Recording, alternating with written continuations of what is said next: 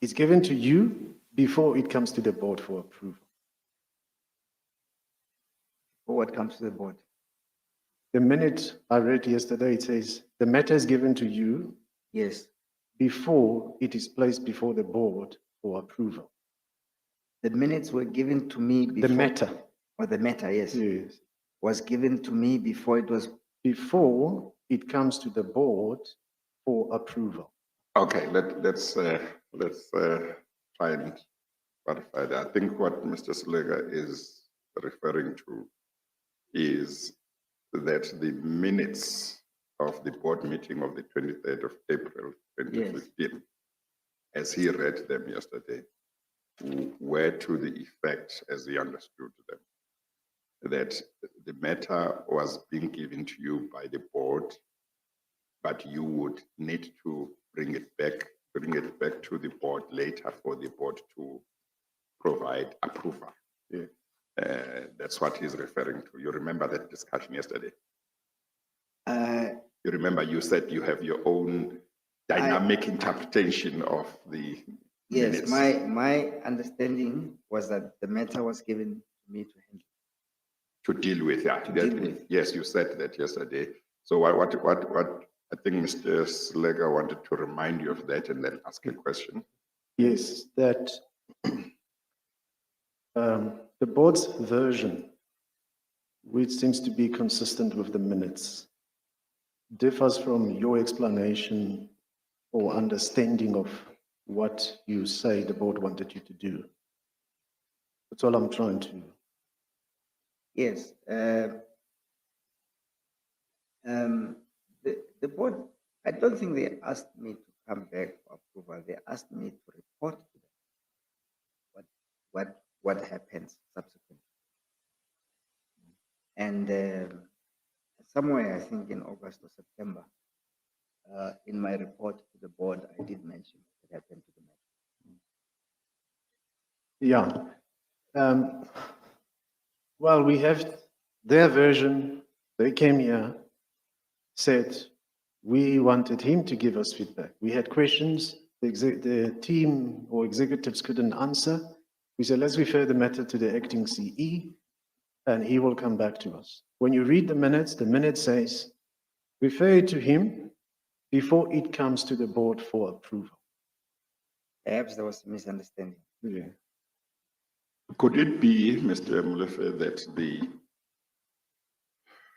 proper way of understanding that minute might be that the board wanted you to look at the matter and recommend what should happen about it. Then once you have made the recommendation, they might say, okay, if you recommend that they should leave it in your hands, you would deal with it. They might say, okay, that's fine.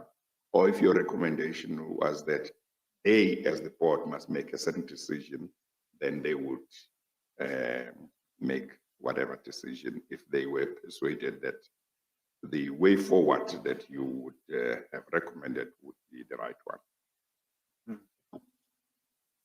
Perhaps, Chairperson, but that was not my understanding. My understanding was to deal with the matter. And in any event, deal with the matter to finality. Yes, in any event, this was such a serious matter that would have put ESCOM out of pocket. Not only was it serious and would have put ESCOM out of pocket, it was very delicate in my interpretation of the tactics that were being employed by Optima, fear-mongering and so on.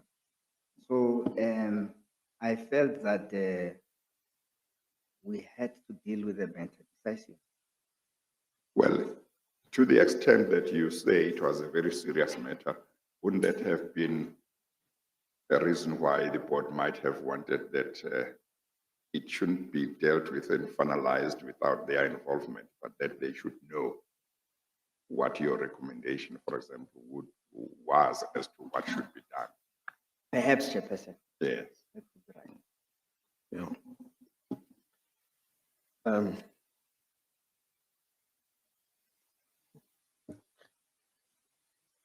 Did you have a debate or a discussion with the board about this issue of prior to you terminating the cooperation agreement?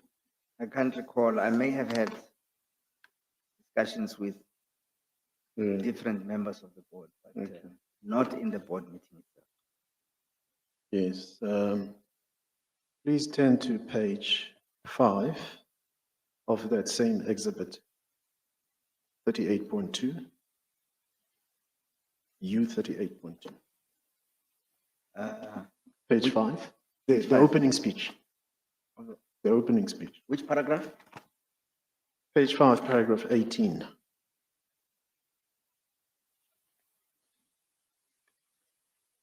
Paragraph 18, where it reads, moreover, I could not face ESCOM employees and unions to tell them that their bonuses would not be paid. This was nearly the case in 2015, and that we had no funds to fix the apartheid wage gap between black and white employees of ESCOM. While rich international corporations were unduly exploiting ESCOM. As I have stated, the payments to Glencore would sunk ESCOM. That word exploitation, could that be what drove you to deal with the matter, as you say, decisively? It was not the only reason, Chairman. There were many. There were many. Yeah, there were quite a few. I mean, I gave a context yesterday about my dealing with Yes. Glencore before at Transnet, that they were intransigent when the entire industry had agreed to this take-or-pay agreement, and that I found that this agreement was basically preposterous, and my information was that it is possibly even ultra vires, that it was not entered into program. Yes, that's We right. spent quite some time, Mr. Selega, on this yesterday. Yes, no, I'm moving on to Mm. then the last sentence which says, as I have stated, the payments to Glencore would have sunk ESCOM. Are you able to explain to the chairperson, Mr. Molefe, why in January 2016, February to April, I think from April also to October 2016, did ESCOM agree to buy coal from OCM via Tegeta? When Jan 2016. we spoke about this yesterday, Mr. Selega, that was for Arnold. That's correct. And it was not just Tegeta. There were 6 coal suppliers. And the contract at Arnold was 1,000 and I think 90 rand a ton. Can I clarify my question? What I'm saying to you is this. OCM owns the mine. OCM? OCM owns the mine. OCM owns the mine. Owns the mine. You could Yes. go directly to buy from OCM and supply to Arnold. There were 6 suppliers that were requested to supply coal. I'll finish. I'm not sure where they got the coal from. No, but let me finish. Yes. Because the submission for the prepayment of 659 makes it clear that they are going to get coal from OCM, Tegeta, will get it from OCM and supply Arnold. The submission of 600?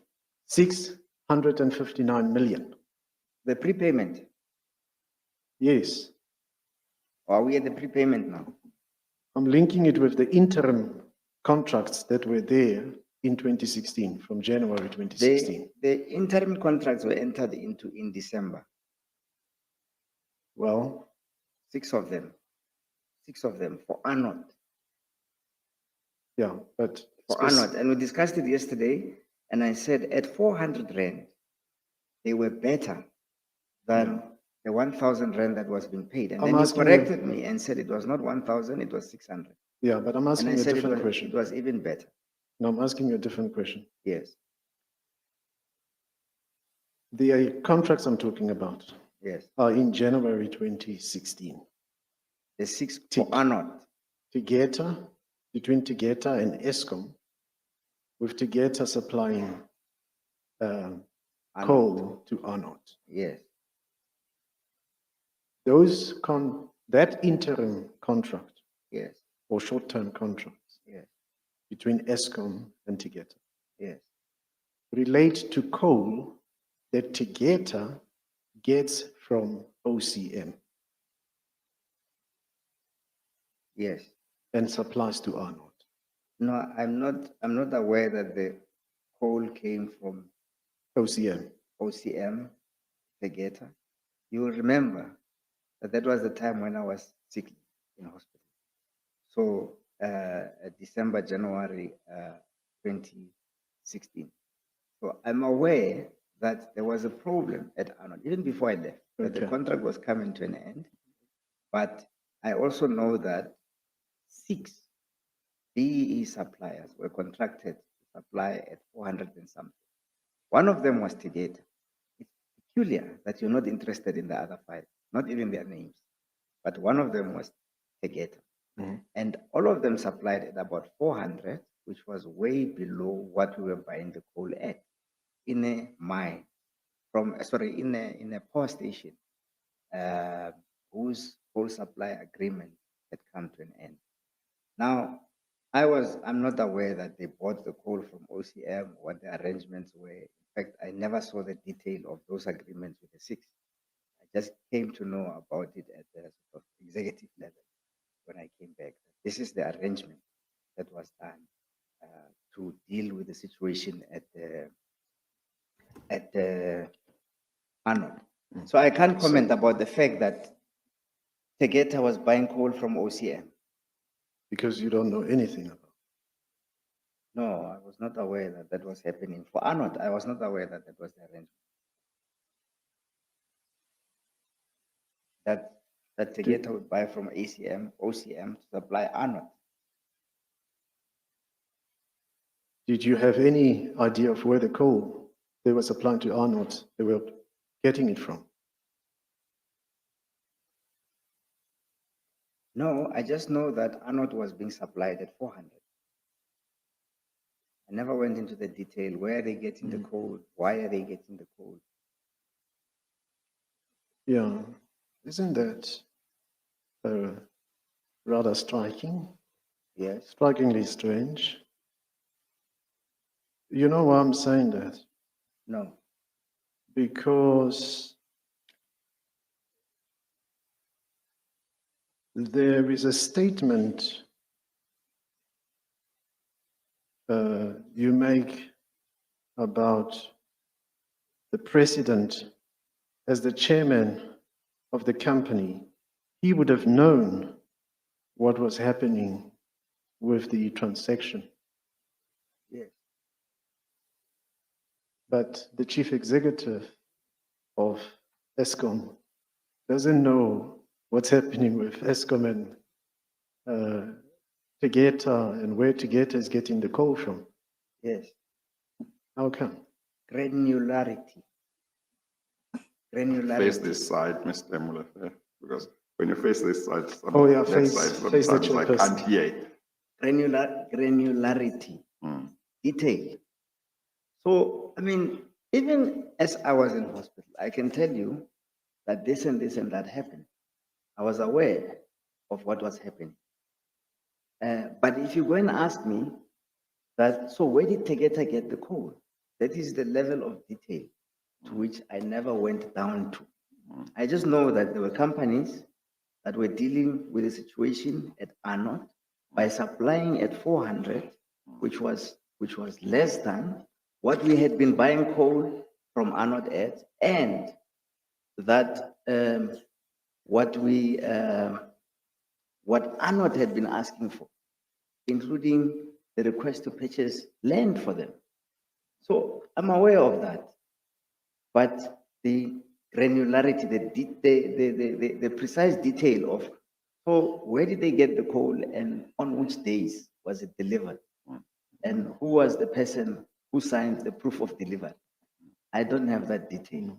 Similarly, on this matter, company like OCM, when it is in negotiations of a nature such as we are talking about here, which is that they have a penalty of 2 billion and they are in negotiations to increase the price from 150 to 400 and or 500. And if they don't, they have a hardship. That matter would have gone, the chairman would have known about it. The chairman would have known about it. And I'm saying, well, I think the chairman would have known about it because he's not naive. What one would ordinarily have expected that if price was Eskom's issue, Eskom, which is in financial straits, as you have said, would have been to go directly to OCM and even pay a cheaper price than they would have had to pay, or What would be? wait, even pay a cheaper price to supply to Arnold than what they paid to Tegeta, because Tegeta had a markup. What would be the cheaper price? No, cheaper in respect of the figures that are given. So let me give you an example. The January contract between Eskom and Tegeta, you were paying 467 rand per ton. Yes. Tegeta was paying to get it from OCM 448 rand per ton. Yeah. You could have paid that 448 rand per ton Yeah. directly to OCM. The person that the procurement people were paying a spread of 20 rand is something that never came to my and didn't need to because Come close, go closer to the mic. the procurement people were paying 20 rand spread because one of the suppliers was getting the coal somewhere. It's a matter that never came to my attention. I was happy with the big picture, which is that Arnold is getting coal at much less than what they were getting it from. I think that now that you mention it, if Tegeta could get the coal cheaper somewhere and give it to us, as long as they were supplying at a price that they had contracted with the procurement people. As I was trying to explain yesterday, Chairperson, price is willing buyer, willing seller. So if there was a willing buyer, willing seller at 468, and there was another willing buyer, willing seller at 440, and somebody could go and buy the coal at 440 and sell it at 468. That's how capitalism works. That's how the markets work. There's nothing peculiar about it. And in fact, it's not something that needs to be elevated to the office of the chief executive as a crisis. It happens all the time. People buy products and sell them at a higher price when they have an existing contract to supply at a higher price. There's nothing irregular about it. It's just that when they contract, the primary energy people contracted with the 6 companies. They contracted at I don't know, Mr. Siliga, if Tegeta was the only one that was doing that. Of the 6 that was doing that were actually not mining the coal, but buying it somewhere and giving it to us at 468. I don't know, but it doesn't matter, even if they were doing it. It's just that you are interested in Tegeta because of your relationship with Tegeta and the owners of Tegeta, which dates way back before Transnet had IDC to establish a private bank. That's the reason. Because it seems from your explanations that you couldn't see eye to eye with Glencore, but you were playing soft gloves with But Tegeta. I told you, even when the 6 contracts were signed, I was not there.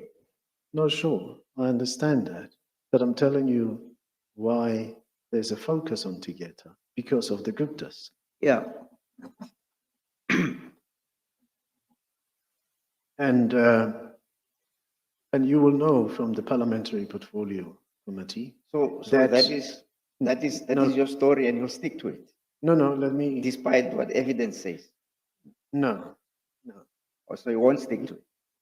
No, I'm not sticking to any story. No, you are.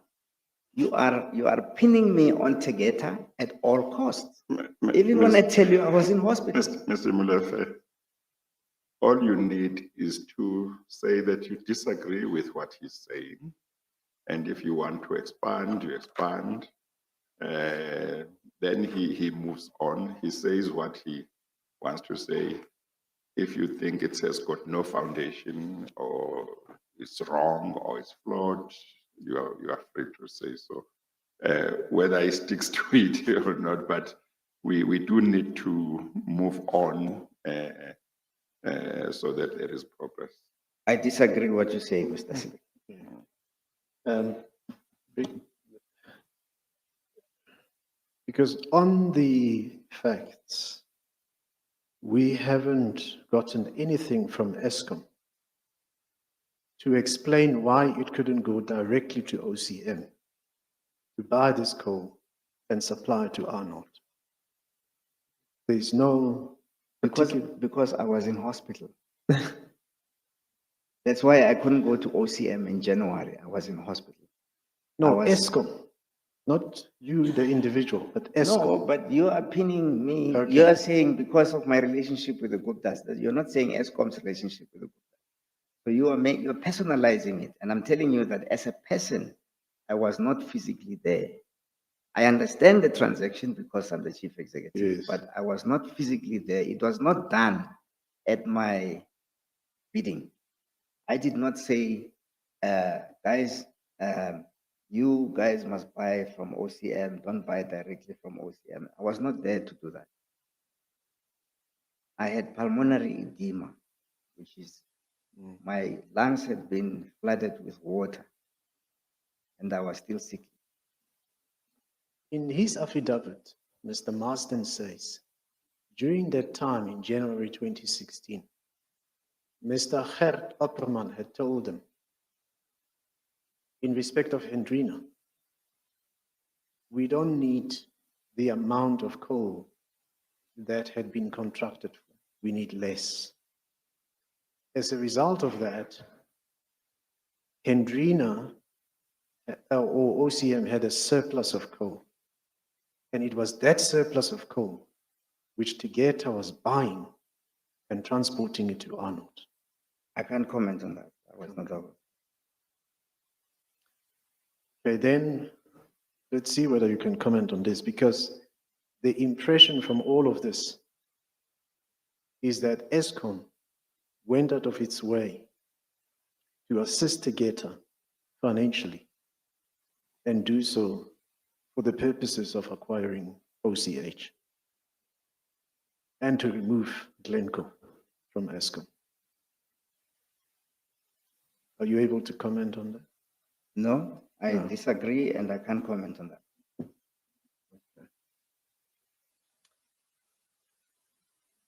Let me take it further and see whether you can comment on this. This is relative to the penalty claim. In your testimony yesterday, you were saying it didn't sit well with you that you could leave the penalty claim against Glencore and go to the Soweto residents and tell them to pay Eskom. Yes. So that was the hard stance taken in regard to Glencore. Yes. When it came to Tegeta, Eskom did not only fail to recover that 2.1 billion, not only did it fail to recover that, but it went a step further. It gave Tegeta temporary reliefs of about 13 months, in terms of which ESCOM waived penalties. Is this after I had left? That's from January 2016. After I had left? You had left, Yes, I had left. So I can't comment on it. and that's what ESCOM did relative to Tegeta. Yeah, I can't comment on that. What ESCOM did after I had left. So that adds, you Yeah, would have left. But while But I the- was there was Yes. no relief that was given to Tegeta on anything. While I was there, Yeah, but when you were there, there was no relief Tegeta that was was, given to Tegeta on anything. So I don't know why you're trying to pin things that happened after my tenure. sorry, Mr. Molefe. You left in December 2016. Yes, This was taking place in 2016.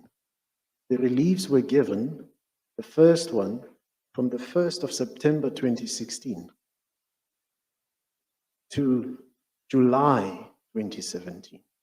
And it was given on the 20th of December 2016, after they had already breached the contract. the relief was given on the 20th of December 2016. Yeah. Yeah. Effective, let me Yes. tell you, Yes, effective from the 1st of September 2016. I officially took leave during December 2016 until my last day at work.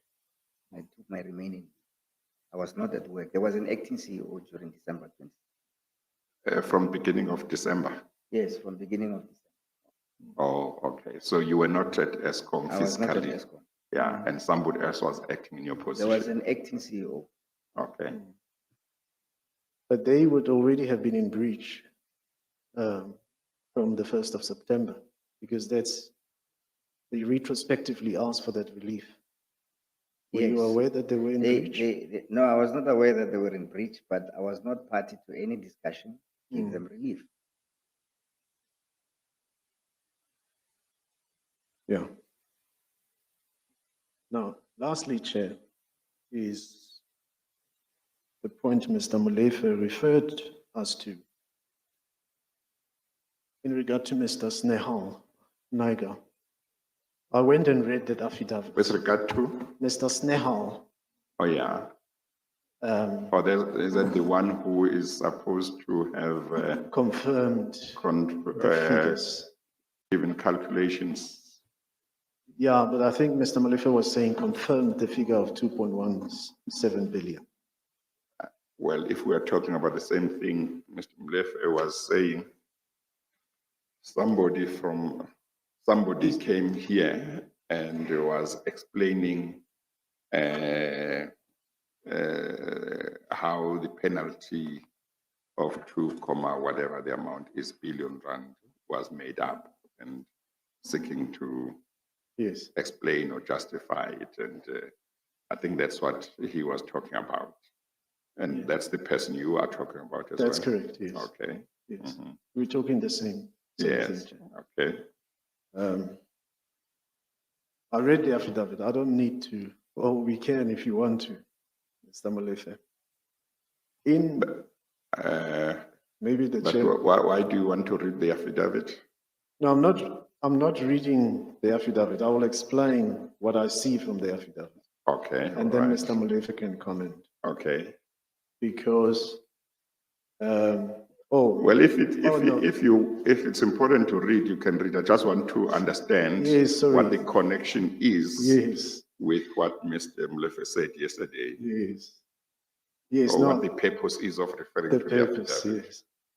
In fact, as I dropped my head, that it clicked in my mind that you're asking me for the purpose, not for why am I reading, why should I read, yeah.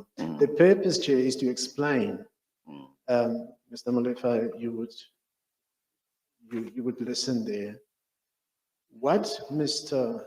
Naiga says in his affidavit in regard to the 2.1 billion So he puts it as a claim that could be, that ESCOM could have. And that's at the beginning of the calculation.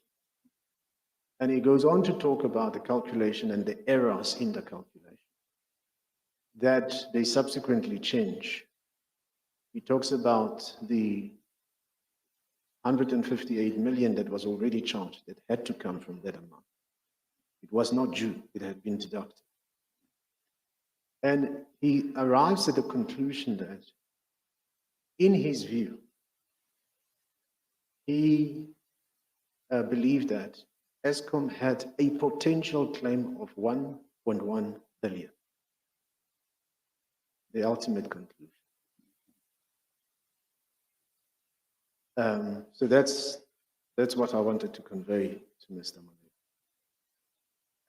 Yes, remember that he said he can't comment on how they came to that amount. He was told what the claim was. Yes. He was told it was legitimate, and he sought to recover that amount. Yes. So with regard to how it was made up and whether there was a proper foundation for it, was justified or not, he said he has no personal knowledge. All he knows is people that he believed knew told him there is this claim that ESCOM has against OCM is legitimate. I think he said they did explain some things about it, but he was satisfied that he should pursue the claim. Yes. No, I accept that, Chair. All I'm saying is to clarify what came out yesterday Yeah. as confirmation of the figure of 2.17 by Mr. Naiga. I've read the affidavit. One needs to clarify what he said in that, just for the purposes of the record. Yeah. Because even what he believed was the 1.1 billion, ESCOM would be entitled to pursue on, it was still compromised. It was still reduced to 255 million. It's not Mr. Molefe, it may not be Mr. Molefe's problem, but just to place it on record. Yes. Just for the record, Chair, the narrative has been that when I arrived at this, I arbitrarily imposed a penalty of 2 billion on Optima so that they can sell the mine to Tegeta, right? What this proves is that there was no arbitrary action on my part, and that even the 2 billion was not a figment of my imagination. It is mentioned in Mr. Naga's paper. It is an amount that had been outstanding long before I arrived. So my only purpose of including it in my statement was to say that the narrative that says that it was my scheme to impose the penalty, to force Optimum into hardship. I think even Mr. Ramatlodi put it like that, that Mr. Molefe arrived there and he just imposed a 2 billion rand penalty, as if I woke up one morning and imposed a 2 billion rand penalty. The 2 billion rand penalty was properly documented. It was calculated. There may have been disagreements between the different officials, legal, engineers, and so on, and even the executive. But there was a basis of a penalty in the region of 2 billion rand. Whether eventually, after I had left, ESCOM was able to recover it is another matter that I was not involved in. Yeah, but sometimes I even think, well, by pursuing the 2 billion, if what we got was 200 million, it's still better than nothing, than not pursuing it at all, because at least something went to ESCOM. But I'm not expressing an opinion on that. I was not there. The 2 billion is what was on the table as what needs to be pursued. And as a responsible chief executive, that is what I did.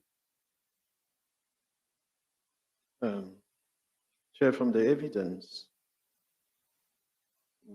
one cannot conclude that the 2.17 billion was properly documented. I think that clarification needs to be pointed out. So you I'm sorry, think it was a- just repeat the clarification. I say from the evidence given, even from Mr. Snehal's affidavit, a conclusion cannot be made that the 2.17 billion penalties were properly documented. But do we agree, Chairperson, that the 2.1 billion was not a figment of my imagination? I don't know, Mr. Molefe. Ms. Daniels testified here that the opinions of CDH were drawn to you and Mr. Koko's attention, and you did not heed the concerns that were No, raised. but it is not something that I sucked out of my thumb.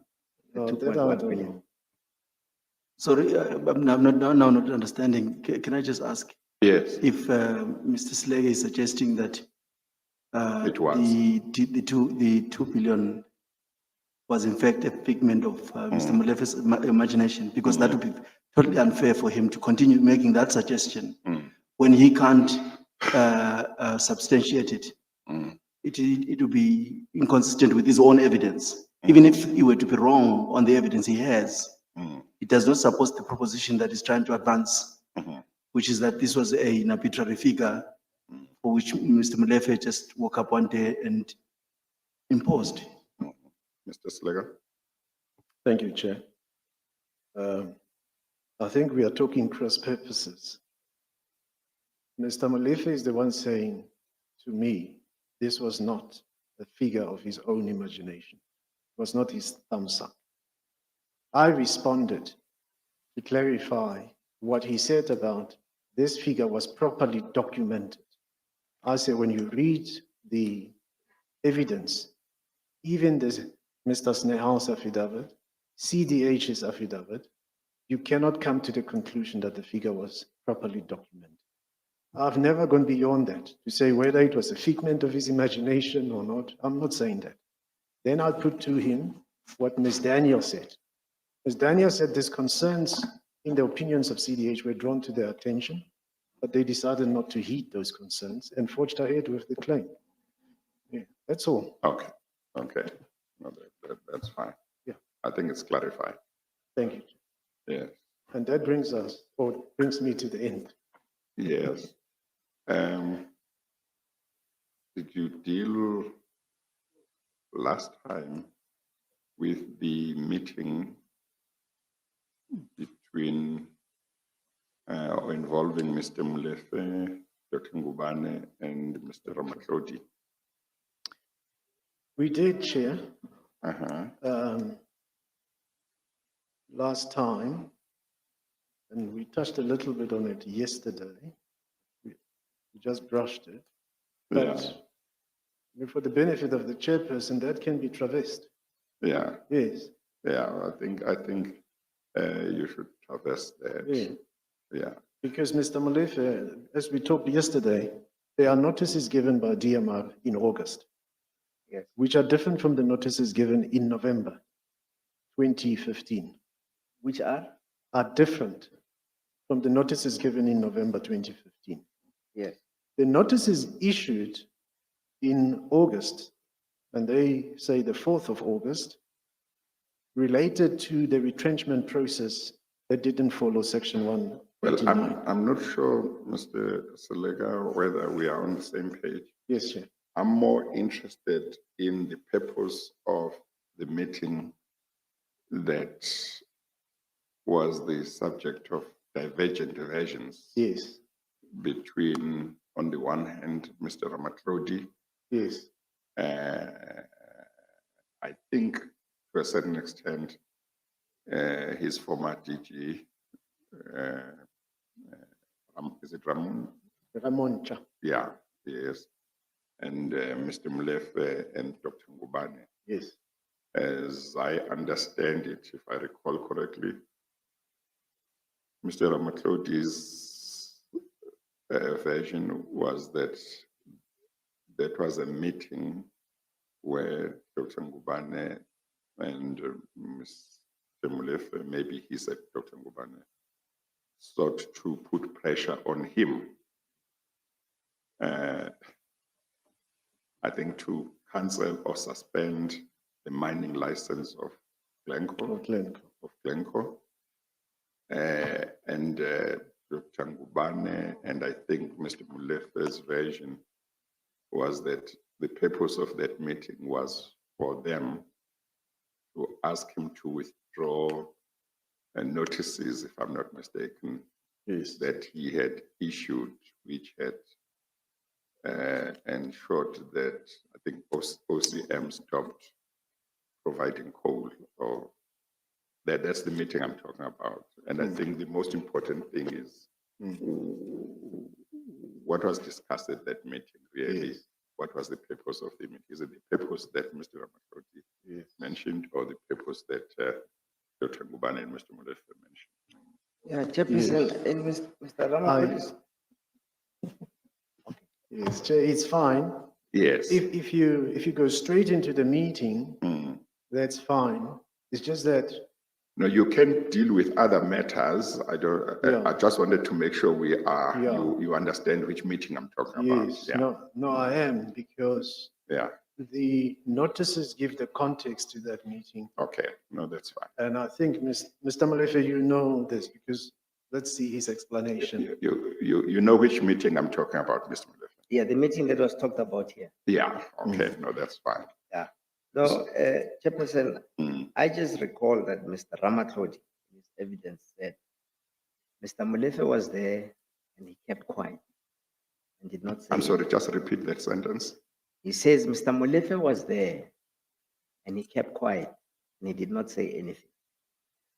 My recollection, actually, I do not recall exactly what was discussed. I don't even recall that Mr. Moncha was there. I recall vaguely that there was a meeting with Mr. Ramatlodi and Dr. Ngubane.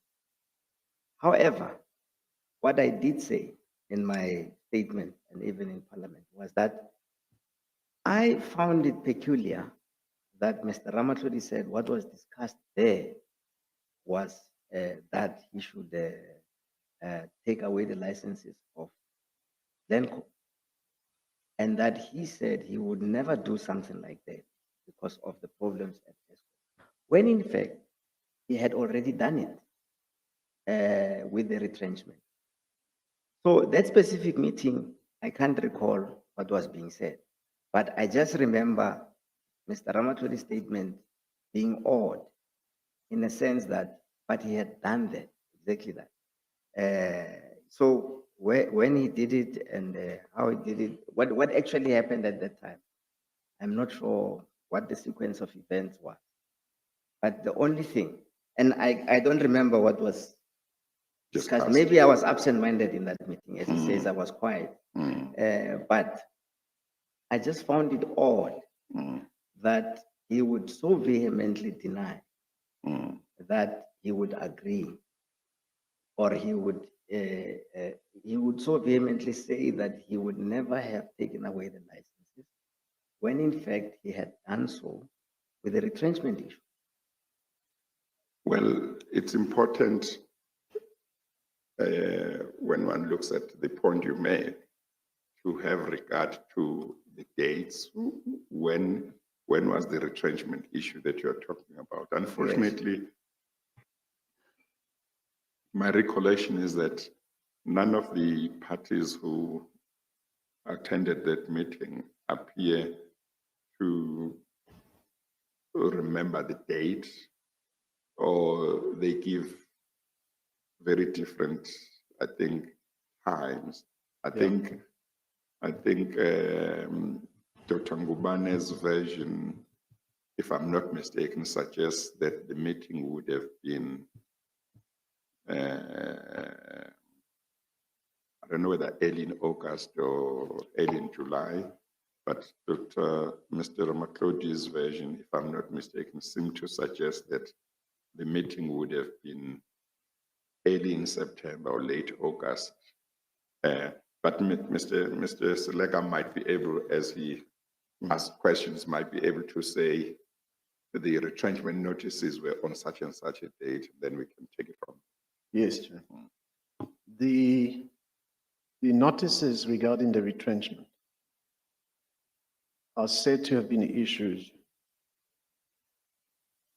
around the 4th or the 5th of August, 2015. But Dr. Ramoncha says those notices were lifted on the 7th of August, 2015. After And effectively were withdrawn. they were withdrawn, yes. Those, now we refer to as notices, notices of retrenchment will It's- normally be issued by the employer. These Yeah. were notices to say what? They are not notices of retrenchment, yes. Sir. Yeah. These notices, let me see what. I think if I recall correctly, the suggestion from Mr. Ramatloti was that the employer wanted to retrench workers in breach of some law. And those notices are notices that the Department of Mineral Resources could issue when an employer seeks to retrench workers in breach of the law. Yeah. According to Dr. Ramoncha, he says the department suspended optimum coal mine operations in terms of the act on or about 4 August 2015. The suspension related to concerns about retrenchment processes that were being implemented by the mine management. The dispute was attended to and the suspension was lifted on or about 7 August 2015. Yes. Yeah. Yes. So if Mr. Molefe,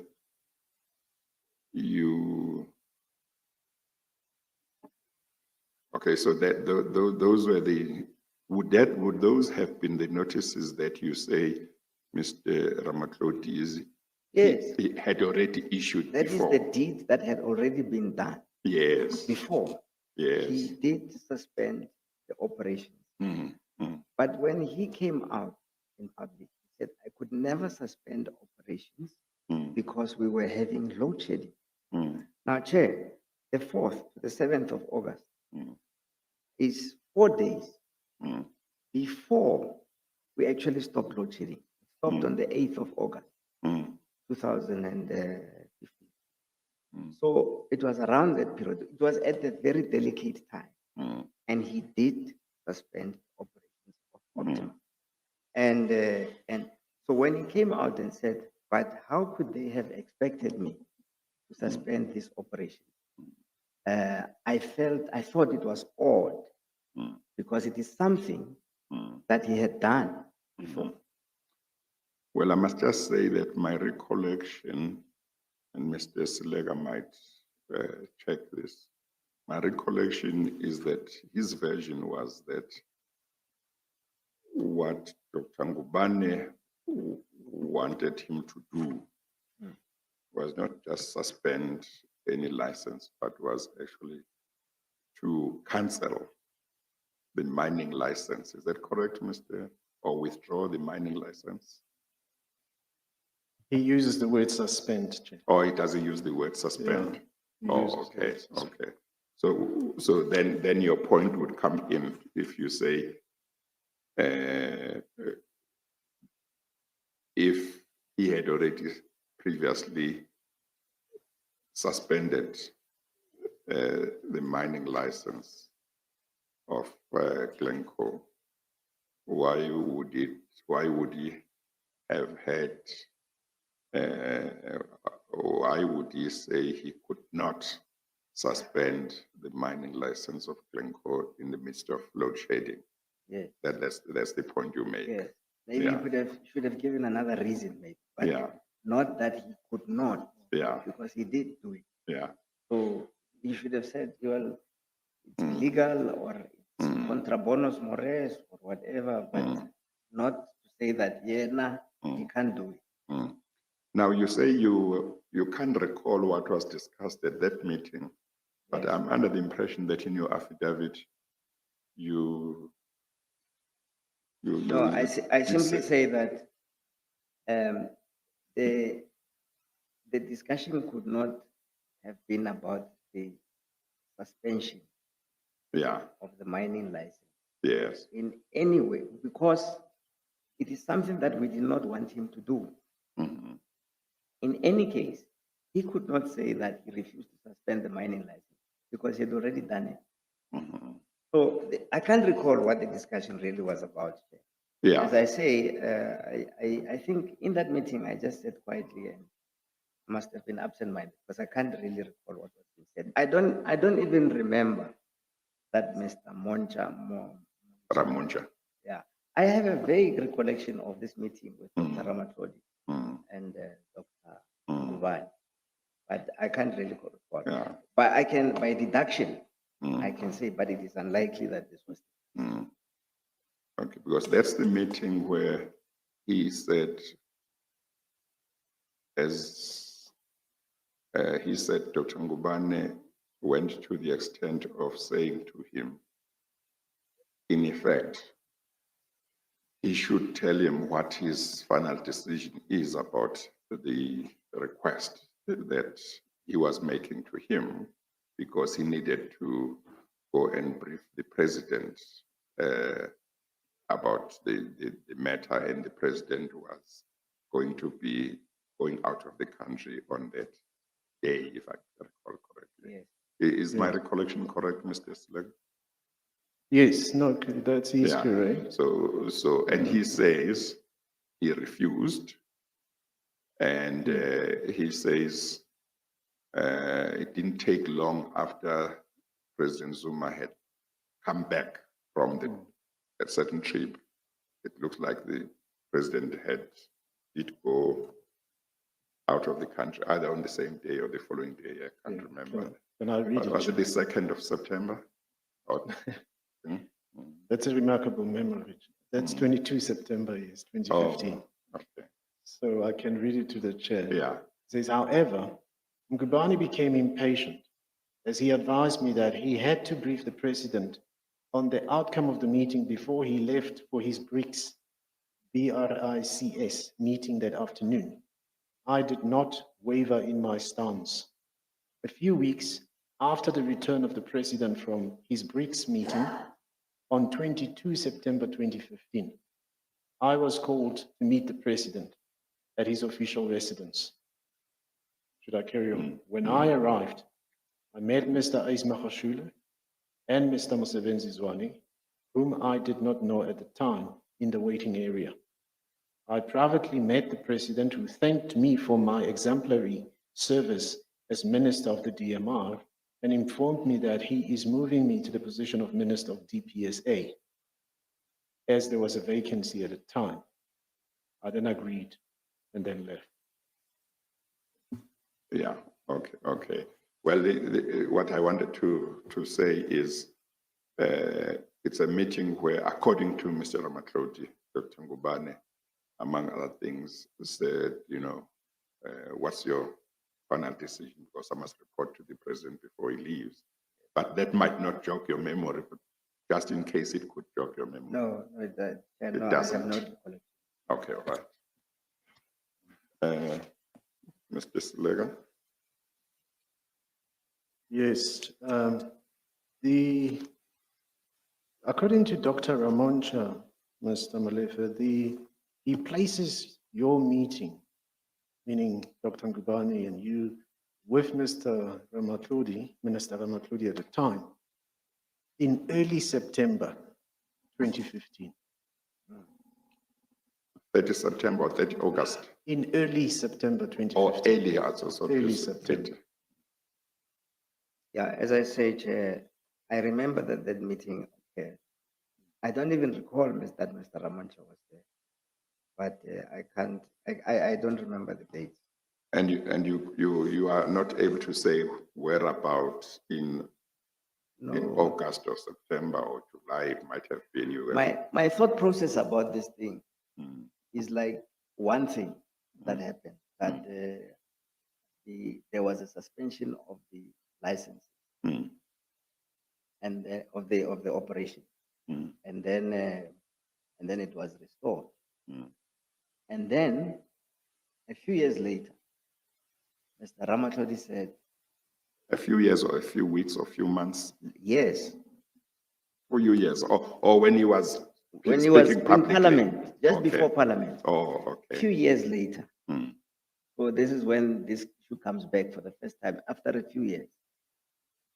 And he says that, look, these people were trying to get me to suspend the mining license. And my thought was, that cannot be possible because we did not want the mining licenses to be suspended. And in any case, he did do it.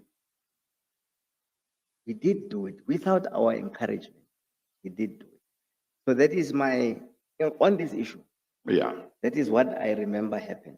yes. And then I unfortunately have lost a lot of the detail. around it. I think, Mr. Silega, it's a question of just checking whether in his affidavit, Mr. Molefe said more or less the same thing. I was under the impression that his affidavit reflected somebody who had a recollection of what happened at the meeting.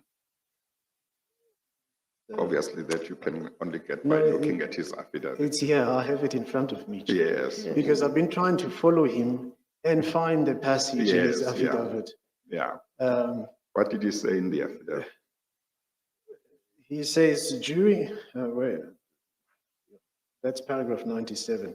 Dr. Ngubane and I had a meeting with Minister Ramatlodi, where Dr. Ngubane asked him to reconsider the decision to suspend the licenses of Glencoe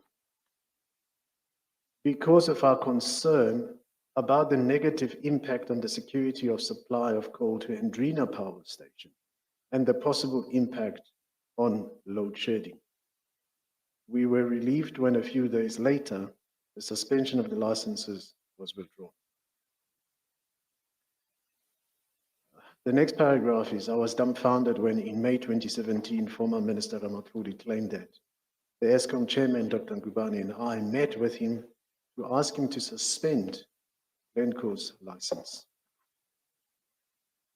As I say, that is how I recall the incident. Yes. It is the position that the difference between what he says now and what he said in the affidavit is that in the affidavit, he seemed to remember at least one or two things that were said. Yes, that's what I think I'm picking up. Yeah. Yes. Is Yes. that right, Mr.? Does that surprise you that in the affidavit you seem to have remembered at Yeah. least one or two things? Chairperson, all I remember is that the licenses were suspended. Mm, There were representations that the licenses should not be suspended. And I think they happened in that meeting.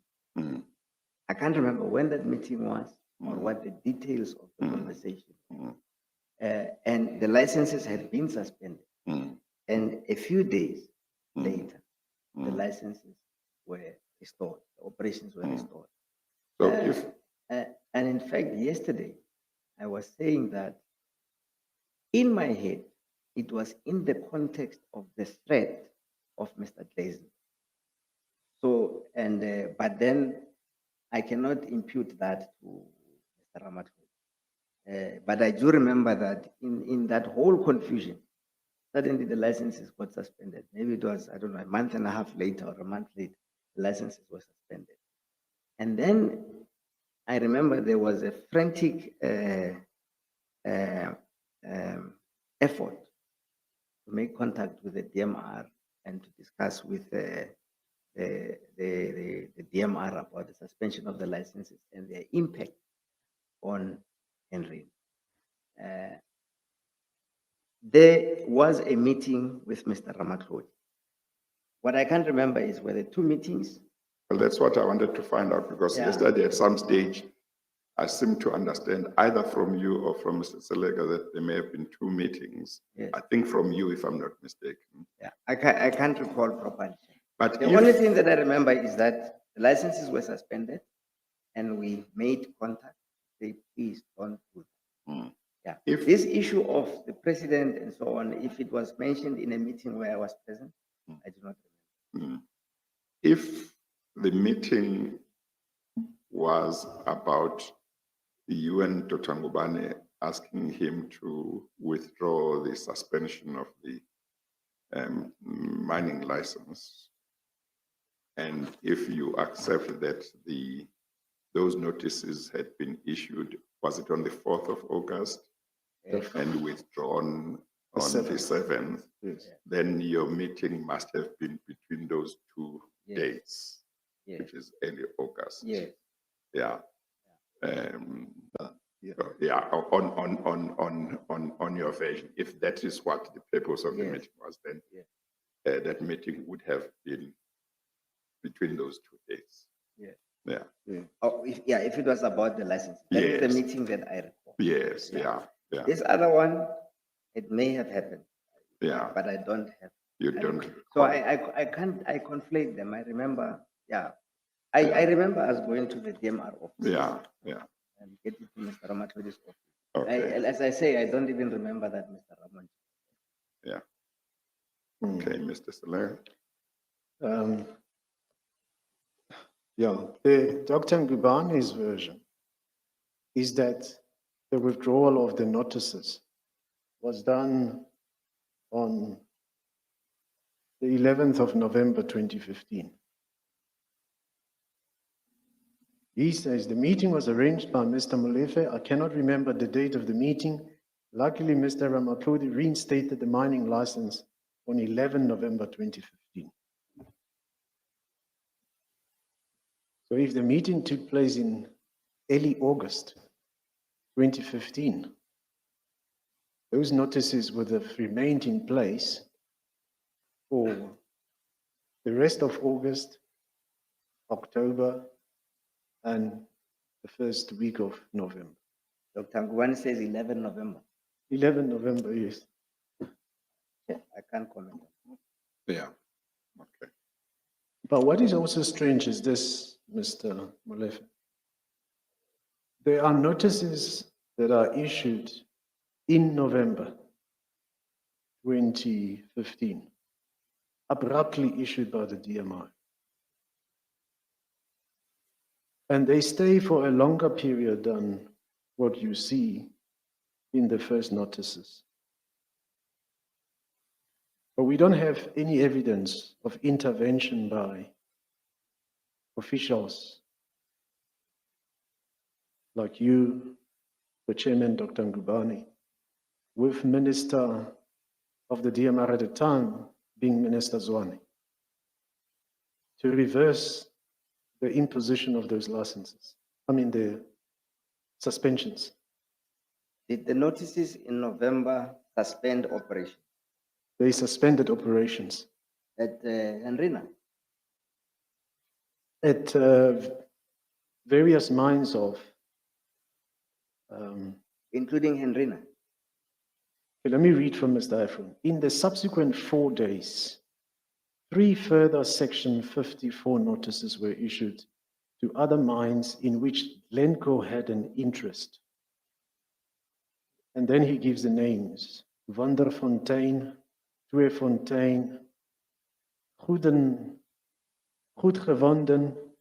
Copies of these sections are annexed. And the reasons provided for the suspensions are set out in the notices.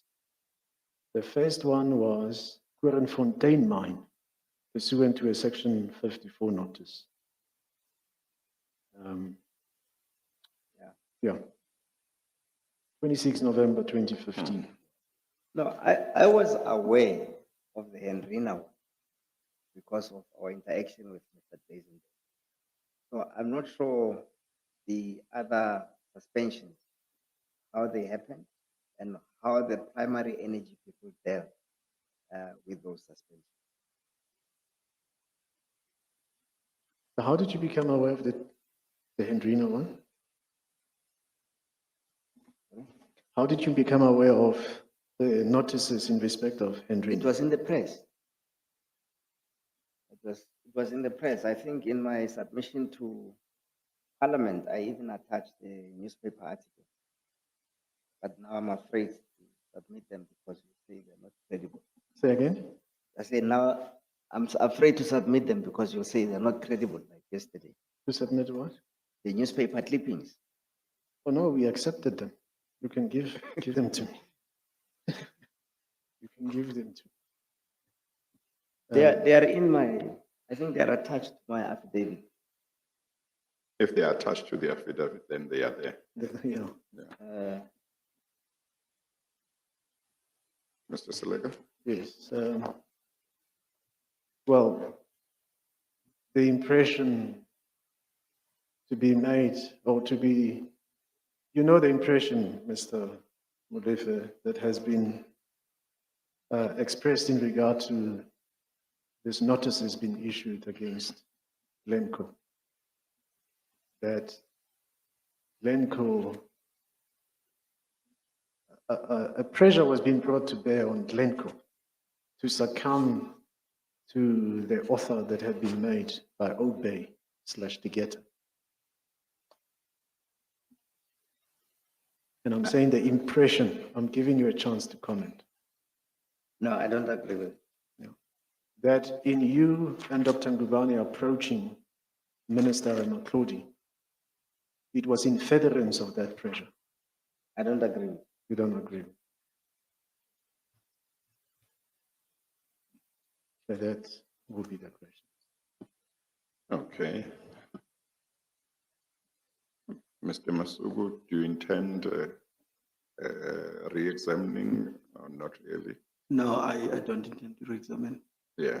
Partly because, Chair, I do think that it's been a long day Yeah, for my client, and I do feel like it would Yes. be yeah, unfair to subject him to further questioning. yes.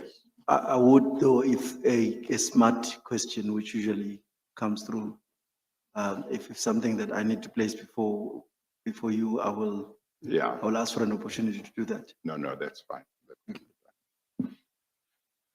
Okay, you are scheduled to appear before the commission in regard to the Transnetwork stream sometime next week? Yes, Chair. Yes, okay, so we'll see you next week. Yes, I would like to make a statement. Sorry, I would like to make a statement. now, No, then. on Monday. You will make your request on Monday, Mr. Molefe. Thank you, sir. We are going to adjourn. I just want to say this, Mr. Molefe, it may be that at some stage, even if it's during the Transnet, your evidence under Transnet, it may be that we might come back to it. One of the issues that I may have to grapple with, depending on what the picture is that will emerge after all the evidence is in, is whether certain decisions about what was to happen at Transnet, at Eskom, were being made outside of Eskom, Transnet, and even government or not? And if so, who knew about these decisions, or who were participants in those decisions and so on? One of the things I raised earlier on with you was there is this situation where in December 2010, actually I shouldn't go through it because we went through it, where either the newspaper associated with the Guptas, the New Age in 2010 says, you are going to be the next boss of Transnet. And if I recall correctly in terms of evidence, you may not have applied for that position at that time. And then before you go to ESCOM, then at some stage some months before that, Mr. Salim S, according to Mr. Hank Bester, says, Mr. Salim S said, we have made a decision that the next boss of ESCOM will be Mr. Brian Molefe. And then within the context of the suspension of the executives at ESCOM, there is evidence.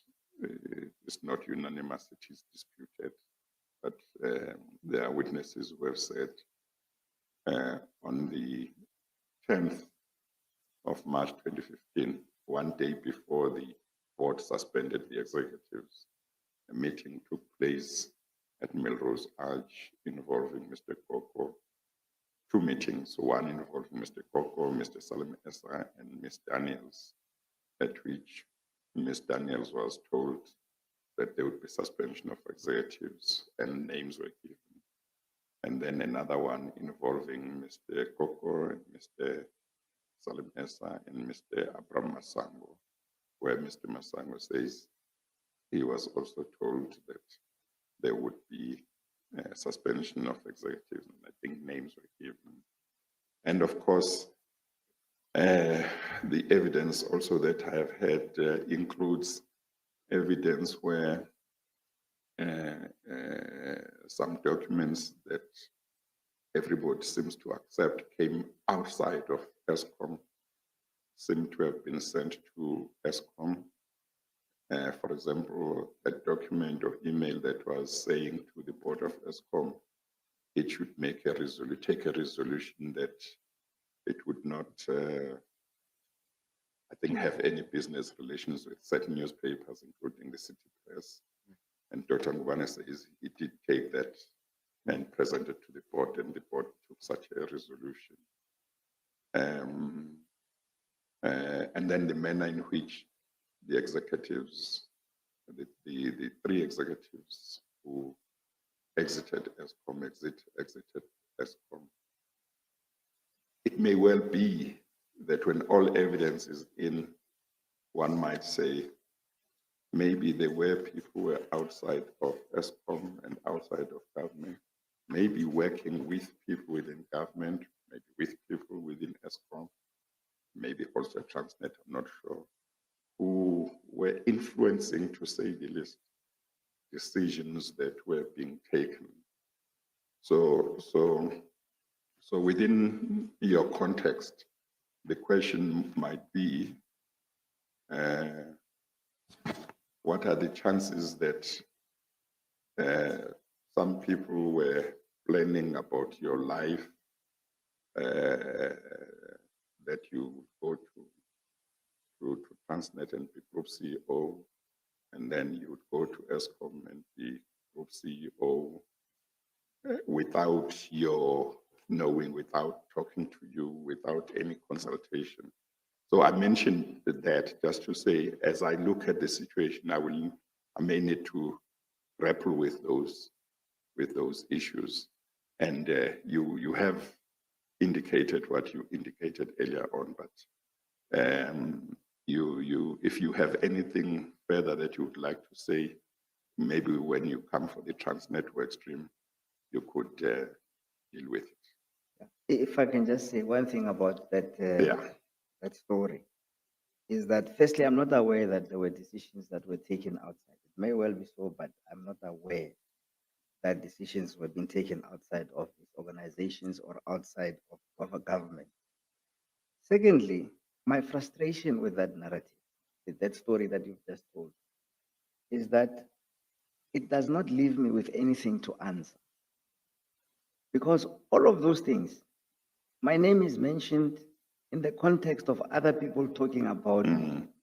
There is nowhere where it is said, Says, and then you Mr. did Molefe this. said this. Yeah, and Mr. Molefe said this, and Mr. Molefe did this, and so on and so forth. So that frustrates me because, I mean, it looks like there is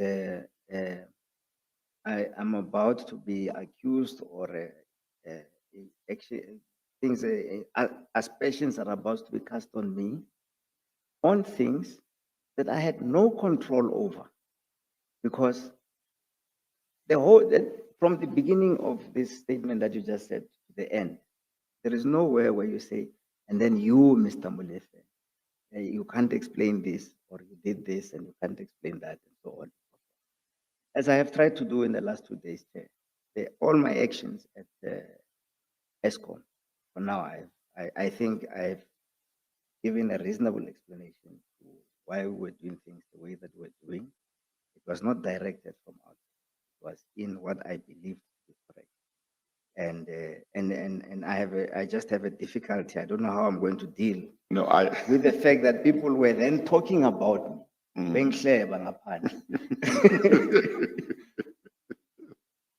well, I don't know whether ukuhleba when they are planning, well, I don't know whether I should say they are planning, making good plans for your career. No, I didn't need them for my career. As I said, I didn't need them for my Yeah, career. They yeah. never consulted me, so I'm Yeah. surprised. Yeah, but the purpose of mentioning it to you is just so that you know what I may be grappling with when I have to look at the evidence and to give you the opportunity to influence which way one should look at it. And in part, you are saying, I'm frustrated because in all of these people, Bengihleba. they are gossiping about me. And my ears, Chair, is sore inside. Okay, all right. Okay, yes. Obviously, the other option is if it's possible to get those answers to you in writing. The idea of coming to the commission physically Yes, is quite a tiresome process. yes, It's very involving. yes. So it seems to me that at the point which you reach, where you need him to confirm one or two things regarding who was planning his career without his authorization, it may well be that a good way to do it is to simply write to him and say, here is what I have. If you can give me an affidavit in response to what you need, and that would be sufficient. You don't really have time now. Yes. No. I think what will happen is, I think I will give him the opportunity of making written submissions Yeah. on what I should make of the evidence I've had. No problem. Yeah. So that would cover that. Yeah. Thank you. Okay. Thank you to everybody. We are going to adjourn the proceedings for the day, and tomorrow, whose evidence will I be hearing, Mr. Selegar? It's Miss Bianca Goodson Yes, only on one witness. McKinsey Trillium. Yes. Yes, And I only think, one witness, yes. yeah, in the evening, I will have an evening session tomorrow, and I'll continue with Mr. Mancha's evidence in regard to Dene, just for the benefit of the public. Okay, we adjourn. Thank you.